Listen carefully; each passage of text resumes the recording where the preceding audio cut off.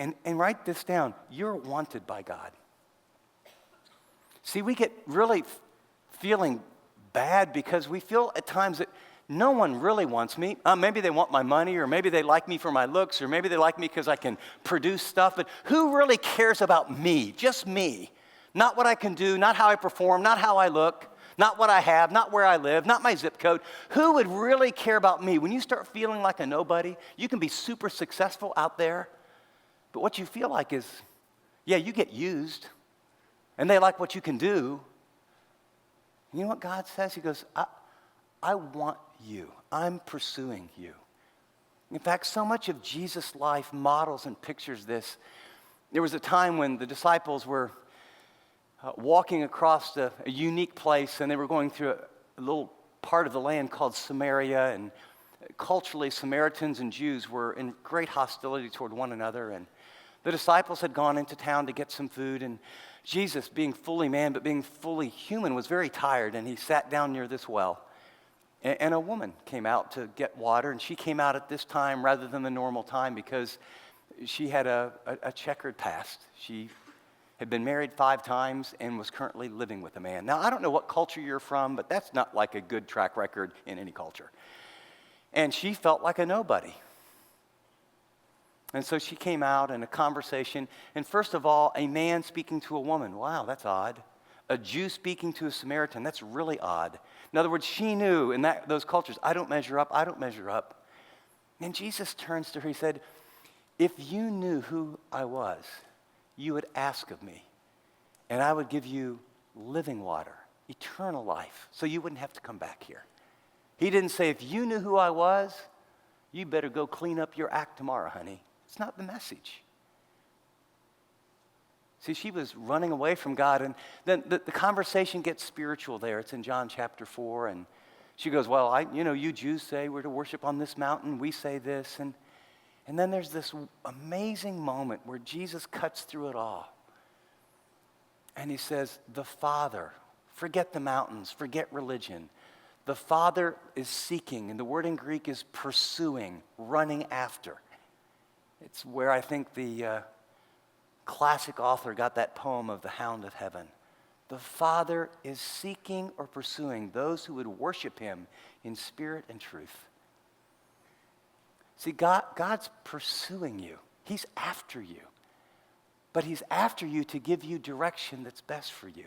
He's after you because he wants to forgive you and realign you and let you know that he does have a plan, and it is a great plan. It might be different than yours. And so we have a picture here of a God who knows you, who says, I understand you. You're not a nobody. And we have a God who's pursuing you, who says, you are wanted. You're valuable.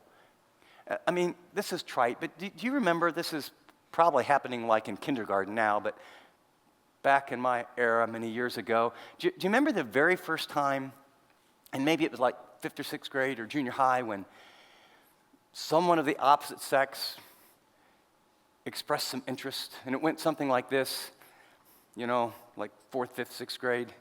Mary, who knows Jody, who knows Bobby, who knows Dick, told Fred to tell you that Shirley kind of likes you. Remember that? And then you would go to the lunch line, right? You go to the lunch line, and there she is, and she goes, ooh. You remember that feeling? You're made to be wanted. Or I remember when I was always the skinny, small kid with not much brains, and so I always played football or basketball with kids 3, 4, 5 years older, and I was in your classic suburbs where, yard, driveway, yard, touchdowns are here, and we played tackle football. It was very stupid. I broke a lot of bones. But I wanted to be a part so badly, and I think these older guys saw that, they'd throw passes, and I would dive for them on the concrete, tackle guys on the concrete. It didn't matter. I just wanted to be a part. And so, they would choose up sides, and okay, da-da-da-da-da. Okay, Ingram, we can use you, last man, right? You're 11 and they're 15. And then I can still remember, maybe the first time, I'll take him. And there's still like 3 or 4 like big guys left. And some guy said, I'll take the skinny guy. Ingram, you're on our team. Me? I'm not the last. Me? Yeah. Can I tell you that little sense of, wow, that's how God feels about you. If he was choosing teams, he'd choose you. He's for you. He loves you. He understands you. He knows everything about you. Here's what's wild. He knows everything about you and still wants you. Really. The people that really know a lot about you, right? In part, the reason that we pose, the reason we project, the reason we have these sort of social holograms that really try and let people know I'm better than, I'm more holy than, I'm kinder than, I'm caring than, I know so-and-so. We all do it. Because down deep in your heart and my heart, you feel like if someone saw all that you were, there's no way they could really like you, let alone want you. And God says, I love you. And you got to ask yourself, why? When Jesus wants people to understand the fatherhood of God, why does he have this picture of this father that goes out each day seeking this prodigal? Come back, come back. And the moment he even starts this direction, the father runs and meets him. Why does the New Testament letters talk about the children of God as those that are chosen, holy, and dearly loved? Why would God feel that way about us? David gives us the answer in the very next section. He knows you. He's pursuing you. I love that because I need to be pursued because I run a lot. As long as I've known God, I still run. Here's why he loves you so much and why he wants to give you direction and why he wants to help you is that God made you. Think about something that you've made from scratch. Something that you've worked hard on, something that you take pride in, something you say, and whether it's a software program or a cabinet or a car that's restored or you create a song, something that you've made that you go, now that's my best stuff. How do you feel about it? God says, for you created, David speaking, for you, God, created my inmost being. You knit me together in my mother's womb. I praise you because I'm fearfully and wonderfully made. Your works are wonderful. I know that full well. My frame, literally my bones is the Hebrew word, or my skeleton, was not hidden from you when I was made in the secret place, talking about the womb. When I was woven together in the depths of the earth, your eyes saw my unformed body, or literally my embryo. If you got that pen out, circle the word created. Circle the two words knit me. Then go down a line and go, he made your works. Circle works. Next line, I was made, woven together. God made you. And David is saying your innermost being, not just your body, your personality, your DNA, your preferences, not just your eye color, but how you process information, your gifts, your passions. It's not like your life is out here and then God decided to engage in some moment. I got a 10-year-old, I think I'll engage. Or, you're 23 years old or you're 47 years old. No. Before all time and all eternity, in the womb, the word woven here is a picture of multicolors intricately woven together. You are his workmanship. He was a part of the early process in the womb. Which sperm and which egg would come together uniquely to make you, you. He was involved in the process. You are his masterpiece. Literally, the word, I'm fearfully and wonderfully made, put a box around those. They're amazing Hebrew words. It's a picture of literally, are you ready for this? You are awesome in God's sight. You are the pinnacle. God began creation. It's good, it's good, it's good, it's good, it's good, it's good. And then he decided to make us human beings. Let us make mankind in our likeness. It is very good. You can think, you can feel, you can reason, you have self-awareness, you can set goals, you can create, you can change the course of families and communities and life. The very spirit of the living God as a follower of Christ lives inside of you. He knit you together. He made you, and here's what you need to get. You are awesome in God's sight, literally magnificent, amazing.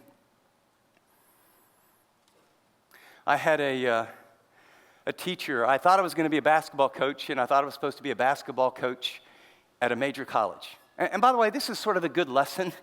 Sometimes God gives us desires to get us to point A, and then to get us to point B, and then to get us to point C. And what we thought is point C is what we're supposed to do, and he really just got us there to get us to point E, D, or F. You're on a journey. But God knows us, and intimately He knows our desires and our passions, and God knew my background. God knew it was coaches that really helped me become a man. It was, I wanted to pass on what they gave me, and I thought, well, I can teach and I can coach, and boy, that's what I want to do because I really want to invest in young men. And so I went to graduate school at West Virginia University. I majored in sports psychology, so you had a number of psychology classes, but it was also then you had biomechanics, physiology, all the hard sciences. And I'll never forget my biomechanics physiology teacher in graduate school. And she had this skeleton, and it was on this, deal, hanging. And then she would come and talk about the human body and almost like put her arm around the skeleton. And she actually named it. I can't remember the name of the skeleton. But then she would talk about, do you understand? And then she would talk like a priestess of the human body. Do you understand what the endocrine system does? Do you understand that inside a cell what mitochondria does and how it stores energy? And are you aware that how the body heals itself? Do you understand that at the right time, as the cells are multiplying, there's built inside of them, and this one starts to build this system, then this system, this system? Do you understand? And she would go, and then she would talk about literally the human body as it's awesome. She said, do you understand that, we take it for granted that a knife comes and cuts here where you get scratched, and how the body self-heals on its own, how blood clots occur, when they occur, how they occur, why they occur. And then she would pull this bone out. This was a bone of someone many, many years ago before we could set bones. Do you understand when you have a compound fracture, that the body on its own, when the bone is being restored, instead of growing it all the side, all the healing, it'll add bone on this side as the body seeks to make the arm straight again, or the leg. And she would talk about the body like, wow.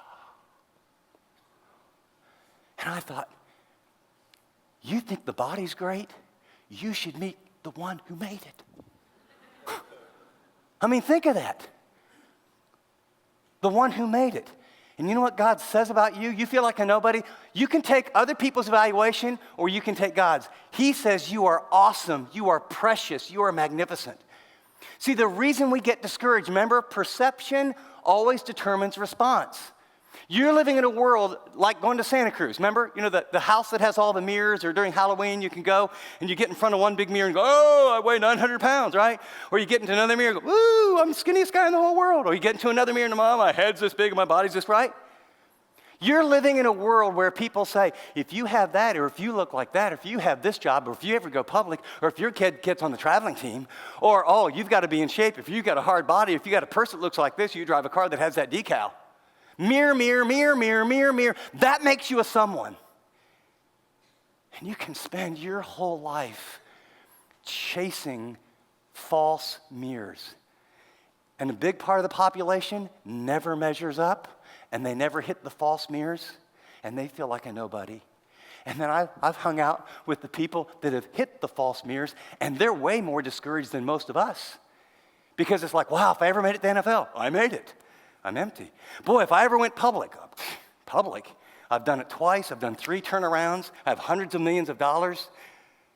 I got a family that's fractured. I got a kid that doesn't talk to me. I feel lonely. I'm depressed. I drink way too much wine. I take prescription drugs. And Chip, tell me more about this Jesus, because my life isn't working. That's the world we're living in. Here's the evaluation. The mirror.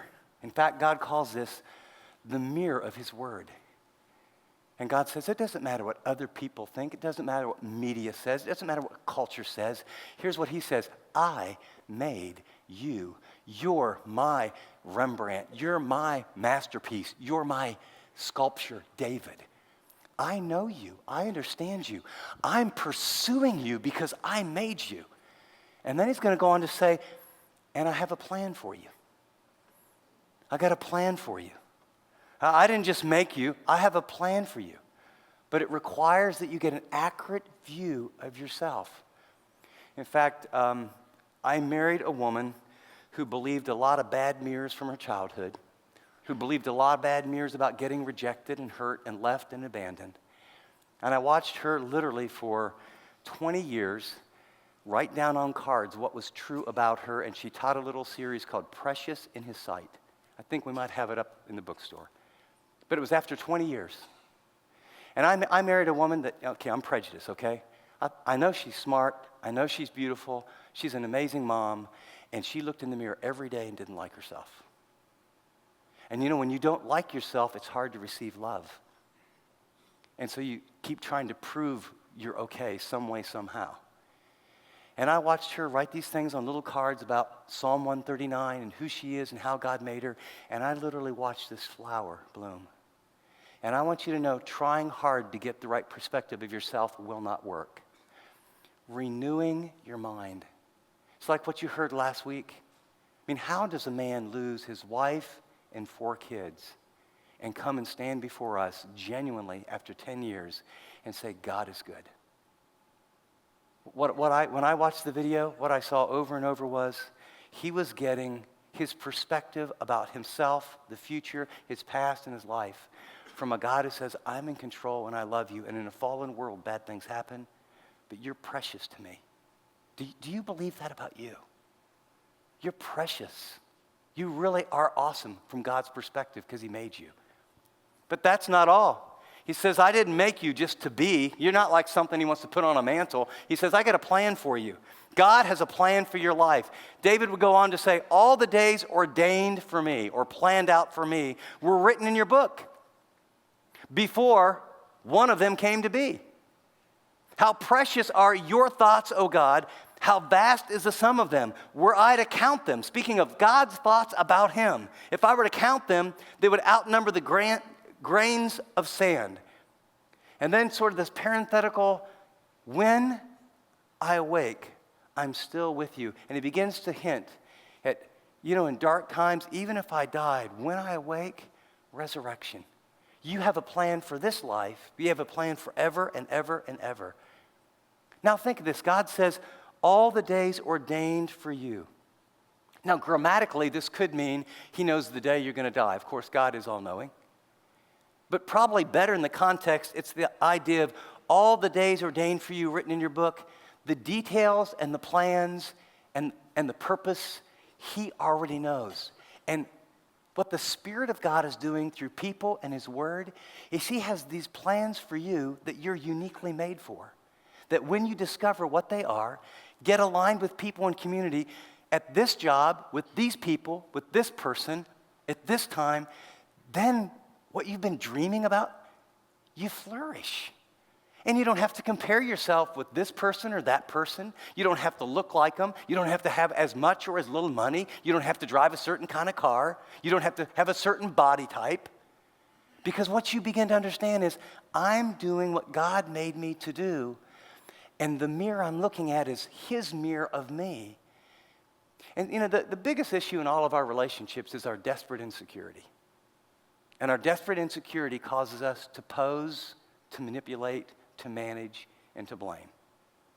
And that's why if you go to any coffee shop and sit quietly and listen, most of the conversations are two people talking about something else or something that happened to them that is unfair and how bad it was. And they feel better telling one another. And that's sad. And so we sort of manage and diagnose and work through, my husband doesn't really come through for me, or my wife isn't very affectionate, or my kids are doing this, and my boss is a jerk, and this is unfair, and that is unfair, as opposed to understanding you are a vital part of God's plan. You are a vital part of God's plan. He has a purpose for your life. He's a good God, and he has a good purpose. Now think of this.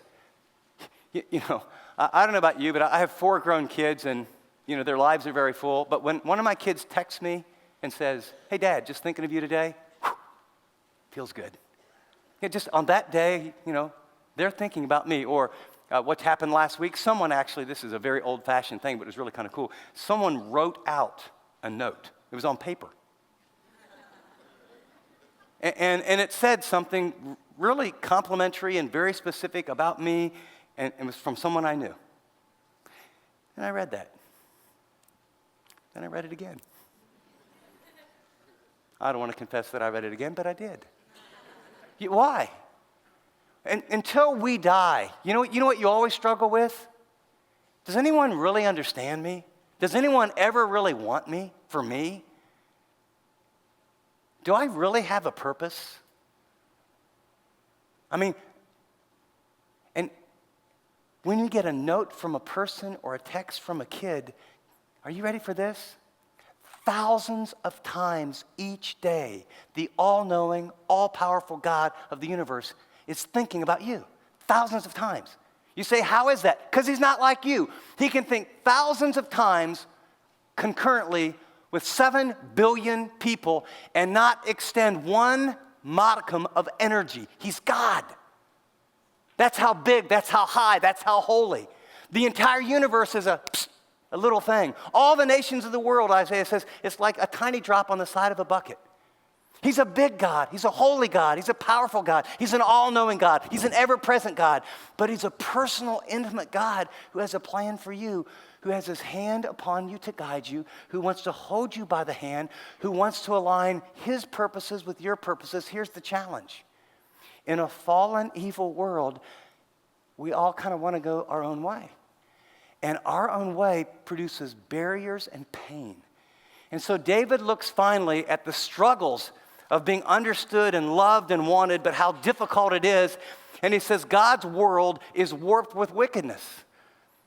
I mean, he gets this sense of, wow, I am a somebody. I am going somewhere. But a prophet poured some oil and said, you're going to be the king. And for 10 years, he's hiding in caves and people trying to kill him. And he's thinking, I'm a nobody going nowhere. And then he saw this wickedness. He said, if only you would slay the wicked, O God. Away from me, you bloodthirsty men. They speak of you with evil intent. Your adversaries, they misuse your name. And then there's this kind of statement. He starts aligning. This is the warrior, king, David, psalmist, musician. And he looks at the world. In his world, it wasn't ISIS. In his world, it wasn't Boko Haram. In his world, it wasn't the sex trade. In his world, it wasn't abused kids. But it was all those kind of things happening. And he says, I hate those who hate you. It wasn't a statement of pride. It was a statement of zeal. I'm going to align my life with the purposes of God and the righteousness of God. He says, I hate those who hate you. Oh, Lord, I abhor those who rise up against you. I have nothing to do but hatred for them. I count them as my enemies. Now, those are strong words, and it's kind of abrupt, but he sees who God is and his purposes and his love. And you know what? I'm sure in his heart of hearts, he longs for people to repent and turn to Christ. But he also, like it's our day, man, I want people from ISIS. I want the people that are taking chainsaws and cutting off children's head. I want people that are putting a gun in 7 and 8-year-olds, and here's the option. You shoot these 3 people or we shoot you. And at 7 or 8, bam, bam, bam. What in the world is happening to the wickedness in our day? And David steps up and says, I'm aligning with you and I want to make a difference. It's his zeal and his loyalty to God. And he's aware evil is very, very real. And it's only those people who understand that they're loved, that they don't have to try and become a someone or chase some false mirror that make a difference. And then I love his honesty. The very last line is not about the wickedness out there. It's about also the wickedness in him. And so he prays, search me, O God, and know my heart. Remember how this psalm started? You search me and know me. God, he knows everything. But instead of running now, he goes, okay, God, search me and know my heart. Test me. And know my anxious thoughts. Literally, thoughts here, my misgivings. Where I'm off. See if there's any offensive way, or literally wicked way. The Hebrew word, see if there's any, literally it's the way of pain. Is there any way of pain? Am I giving you pain? Am I bringing me pain? Is there pain in my home? Is there pain in my work? Is there pain with my kids? Pain with my roommate? Show me my part. Evil's everywhere, even in me. And then he says, lead me in the everlasting way. And it goes right back to Jesus. You know, Jesus said there's a very narrow path, everlasting way, and there's a very broad one, way of pain. And often God uses, when we're in the pain, someone abandons us, someone abuses us, we lose our job, cancer arrives at the door, a drunk driver takes out someone's dad, and we can go the way of pain, eating disorder, sexual addictions, workaholism, or we can go the narrow path and say, God, I want to find you. And God says, that's good because I've been looking for you. Welcome home.